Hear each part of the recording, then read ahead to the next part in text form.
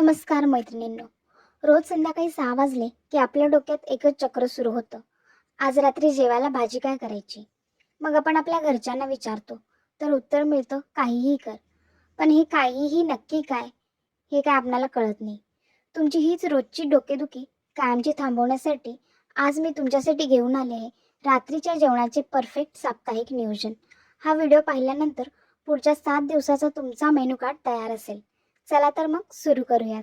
नियोजन करताना आपण 2 गोष्टी लक्षात ठेवल्या आहेत. पहिली म्हणजे पौष्टिकता आणि दुसरी म्हणजे वेळ. सोमवारी आपण मेथीसारखी पालेभाजी ठेवतोय कारण सुट्टीनंतर कामाचा उत्साह असतो.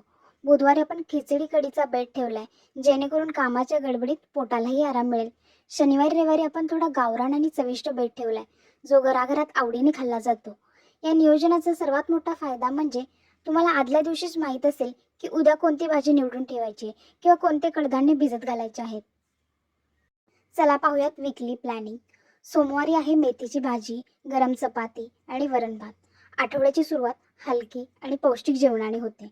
मंगळवारी आहे आपला मेनू वांग्याचं भरीत किंवा मसाला वांगी, भाकरी आणि लसूण चटणी. अस्सल महाराष्ट्रीयन आणि चविष्ट बेत. बुधवारी आहे मूग डाळ खिचडी, कढी आणि पापड आणि लोणचे. पोटाला आराम देणारा कम्फर्ट फूड बेत आहे हा. गुरुवारी आहे मिक्स व्हेज भाजी, पराठा किंवा पुरी आणि कोशिंबीर. मुलांच्या आवडीच्या सर्व भाज्यांचा वापर यात आपण करू शकतो. शुक्रवारी असेल छोले भटुरे किंवा पनीर मसाला प्लस जिरा राईस. वीकेंडची सुरुवात थोड्या स्पेशल डिशने करूया. आणि शनिवारी असेल आपला झटपट होणारा आणि सगळ्यांचा आवडता गावरान बेत म्हणजेच पिठलं भाकरी, ठेचा आणि कांदा. रविवारी तुम्ही बनवू शकता व्हेज पुलाव किंवा बिर्याणी, रायता आणि एखादा गोड पदार्थ. सुट्टीचा आनंद द्विगुणित करण्यासाठी हा शाही बेत.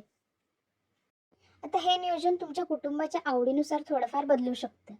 फॉर एक्झाम्पल, शुक्रवारी तुम्ही पनीर मसाल्याच्या ऐवजी नॉनव्हेज प्रेमी असाल तर नॉनव्हेजचा बेत करू शकता, जस्ट लाईक चिकन, मटन. महत्त्वाचं काय आहे की एकदा का तुमच्याकडे असं लेखी वेळापत्रक असेल तर तिथे तुमची अर्धी धावपळ थांबते. तुम्हाला हे साप्ताहिक नियोजन कसं वाटलं मला कमेंट्समध्ये नक्की सांगा.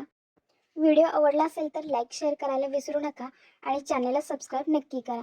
धन्यवाद.